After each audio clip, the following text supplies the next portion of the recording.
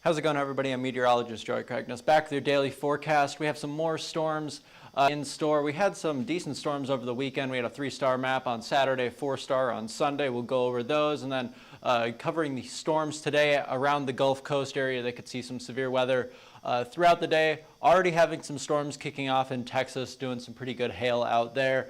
And then looking at a possibly calmer week after very busy last few weeks. Last couple weeks of April, first week or so of May have been very busy for us back here in the Met Department, but we're expecting things to calm down a little bit, at least relatively, compared to what the last few weeks have been. Still be some storms, but on the calmer side.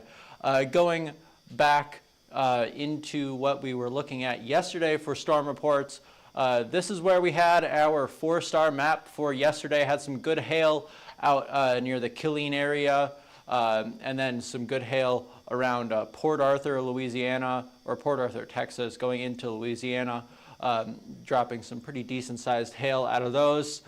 Some hail and wind reports up in the Midwest, down in Iowa, the UP of Michigan there, some scattered wind reports, and then we had some hailstorms pop up in the Panhandle region, one lone hail report for western Oklahoma, and then some hail reports for Kansas, far eastern Colorado, and then I'm pretty sure that this is a land spout that was out in Colorado. Pretty common out there with those mountains getting those land spouts, especially this time of year. So let's go over that 3-star map that we had on Thursday. This was out in Uniontown, Pennsylvania. Did some pretty good hail. It was really just a pop-up storm that went up, dropped golf balls right over Uniontown, and then died pretty quickly. We had about just over 16,000 homes impacted out of that, golf balls being the maximum hail size with that storm. It died pretty quickly, but that population in Uniontown is pretty decent, so we bumped it up to a 3-star on Saturday. And then for Sunday, we had a 4-star map. Starting out in Texas, we had this Killeen and Temple, Texas storm that dropped 2-inch hail right over Temple. Golf balls for the Killeen area, did some pretty decent sized hail out of that. And then down in far southeastern Texas, far southwestern Louisiana, had the larger hailstorm of the day yesterday, dropping 2.5-inch hail around the Port Arthur area. In total for this map had almost 200,000 homes impacted, so a lot of homes impacted by some fairly large hail yesterday, so we got 4-star for that. Right now, looking at some storms rumbling through the San Antonio area, firing right along the stationary front, looking pretty good right there. I believe we had maybe some isolated golf balls out of these storms so far this morning. Got a severe thunderstorm watch out there right now, so that's what we have going on down there. And then this is where we have the low pressure system circulating right in eastern Kansas, firing off some storms across Missouri. Had some storms in central Oklahoma, moving out towards the east as we go into later this morning and afternoon.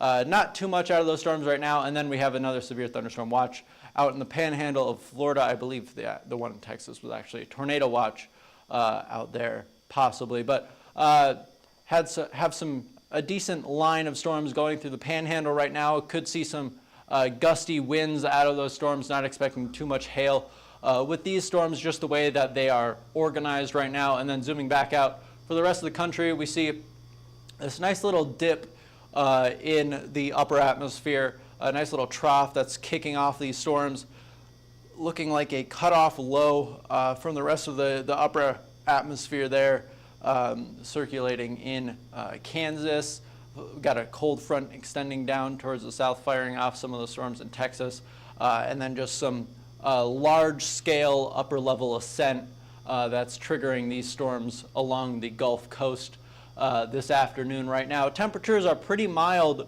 across most of the country, except for far along the Gulf Coast. They're getting pretty warm, up in the mid-80s already by this point today, expecting to get into the 90s later on this afternoon. Looking at our high-resolution model here for later on, these storms are expected to move out of the San Antonio area as we get into the early afternoon hours. Then they'll progress a little bit farther east into the Houston area. They could see some hail, possibly some gusty winds, maybe a brief spin up or two with some of these storms if they can stay isolated. There is just some weak rotation within some of these storms, not super strong at this point, but as the daytime heating continues and those storms strengthen a little bit more, if they can stay isolated, they could produce a brief tornado or two. Not expecting any long track significant tornadoes today, but that potential for a brief spin up is there. Corpus Christi could see some strong thunderstorms as well going into this evening, and then the storms are going to line out pretty quickly as we go into the overnight hours, again becoming a wind threat for the panhandle of Florida going into the very early morning hours. So let's zoom in a little bit on these Florida storms going into this afternoon. It's just going to turn into this big messy system right now. Not too much organization with it, but these little cells along the Gulf Coast, they tend to blow up right before getting over land. They could produce some small hail. Maybe we cross that severe threshold and make a map or two along the Gulf Coast. But wind is going to be the primary threat with these storms along the Florida Gulf Coast this afternoon and evening. And then going into the overnight hours, we got another line moving on shore. So Panama City, Tallahassee, they could all be in store for some gusty conditions as we enter the early morning hours for tomorrow. So this is what we have for our instability. This is the energy that these storms are working with today. Going into the mid-afternoon hours, see some moderate, not super high, not low instability in the far eastern Texas, Louisiana area, providing some energy for those storms. So if a storm is isolated, and not a part of that big mess of convection, it could produce some severe hail, possibly some severe wind gusts as well. But then going into the overnight hours, that instability dies down pretty quickly. So not expecting too much overnight activity with these storms. And then going into Tuesday, seeing some more instability starting to build up across the southeastern U.S. And then kind of lingering around. So tomorrow we could see a chance for some severe weather out in the southeast.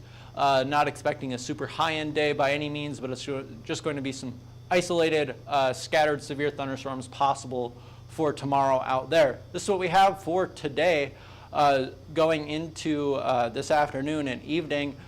San Antonio, your threat is pretty much over at this point after those storms move out of the area. This afternoon, your threat's pretty much done for the evening, not expecting too much to fire up after that. Corpus Christi, also early to mid-evening hours is when your threat is going to kind of start and end by the early or by the later evening hours, so around 7 or 8 p.m. is probably when that threat is done. And then as those storms continue to progress off to the east, that's when we're expecting Houston, Shreveport, New Orleans to kind of join the party for possible hail and severe weather conditions out there. So then looking at our wind map here, pretty much the same area, just slightly more localized to the Gulf Coast where those storms are going to be kind of coming on shore. New Orleans at the highest risk for today for severe wind gusts out there, but again, pretty much the same area as our hail map, just extended a little bit farther out to the east and narrowed down towards the Gulf Coast a little bit. Tornado threat, pretty much the same area as that wind threat. We could see some of those isolated storms in northern Louisiana drop a tornado or two today, but again, not a big tornado today, so all of these cities I have as the low risk area, not expecting super high-end tornado conditions, but a brief spin up could still be possible. So this is what we have for our upper air support for this little wave of severe weather that we're having today. We have this little weak jet streak, a slight trough in central Oklahoma and Texas that's kicking off those storms, just providing just enough upper level support to fire off some storms this morning and going into the evening hours today. And then that trough is going to continue to push out to the southeast as we go into tomorrow afternoon. But then as we get into Wednesday and Thursday, the severe threat's pretty much gone for the moment until we get to Friday, when another small trough and jet streak move through pretty much the same areas. So Friday, Saturday, Sunday, we could be seeing a fairly identical pattern to what we're seeing today, tomorrow, going into the weekend. So that's what we're looking at for that. And then we're also keeping an eye on this little trough moving through the northern plains going into Saturday morning. That could kick off some thunderstorms, possibly some severe weather out there going into Saturday and Sunday. But this is what we have for our 6 to 10 day precip outlook, expecting slightly above average precipitation for a good chunk of the country, drier than average or near average precipitation levels for the Four Corners region, far western Texas, the Pacific Northwest finally getting a break from the amount of rain that they've been getting over the past few weeks. And then for temperature, those of you who have been wanting the warmth to come back down here are in luck for that 6 to 10 day period, expecting above average temperatures for pretty much the entire southern half of the U.S., all the way up into the Great Lakes region in the Northeast.